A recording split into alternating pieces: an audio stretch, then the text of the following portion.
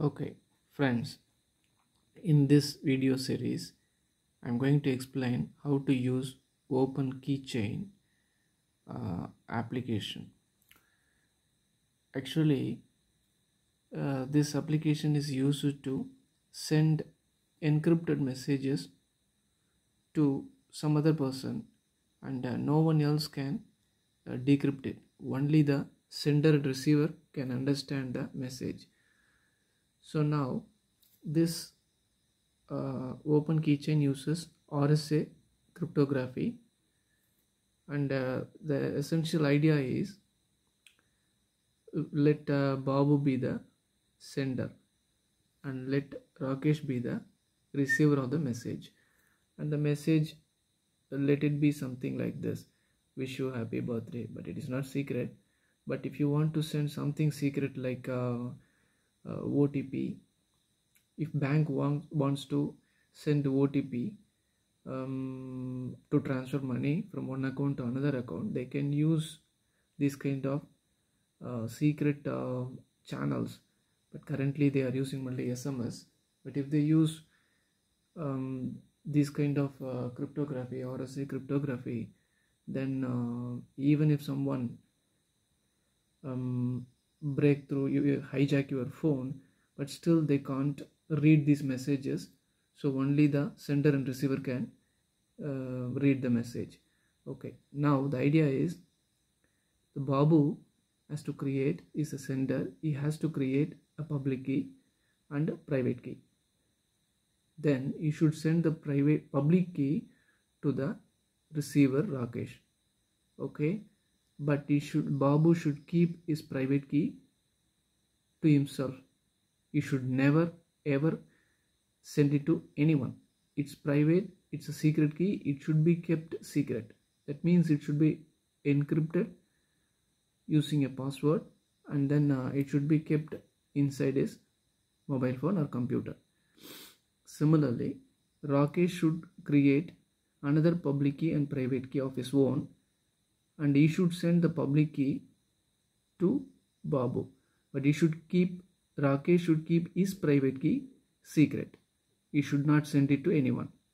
So public keys should be exchanged. Okay, this Babu should send his public key to Rakesh, and Rakesh should send his public key to Babu, but they should keep their private keys themselves. And then the message which has to be sent should be encrypted or locked using receiver's public key. Okay, that is, Babu should encrypt the message, that is, lock the message using Rakesh public key. Okay, that is receiver's public key. Similarly, you should hash the same message using some checksum, using short 256 bits or something like that, some checksum, and he will get a hash value. And once again, Babu should encrypt or lock that hash value using his private key, that is sender's private key. This hash value has to be locked using sender's private key. So it gives a signature file. This signature file and this encrypted message should be sent to Rakesh. He is the receiver. Now what the receiver has to do is, the receiver should decrypt this message using his private key. That is receiver's private key. He has a private key, so he should decrypt this message using his private key, and so he will get a decrypted message, and he should once again hash that using some checksum, that is the same checksum using short 256 which Babu used to hash. Similarly, you should use the same checksum to hash it, so it will give you a hash value. Now Babu has created a hash value, and then he locked it using his private key, and it has created a signature file, and that signature file should be decrypted by Rakesh using his public key. Oh, sorry, sender's public key. Okay, yes means sender, sender's public key, this signature file, and using that it will give you the he will get the hash value. If these two hash values are same, then it means this decrypted message has only come from Babu. So the sending the signature file, the intention of sending the signature file is to confirm that this message has come from only Babu and from no one else. And then since he has decrypted this message, so he now has that message. So this is the entire idea.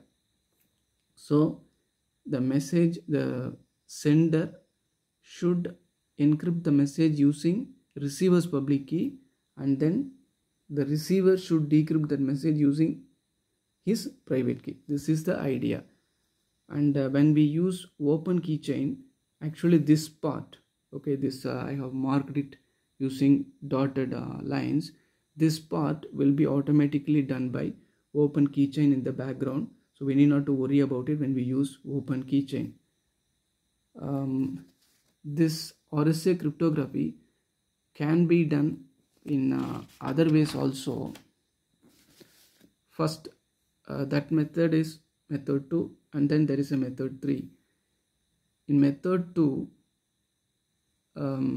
what people do is, there is a message, and that message has to be first locked by sender's private key, and then it should be again locked by receiver's public key.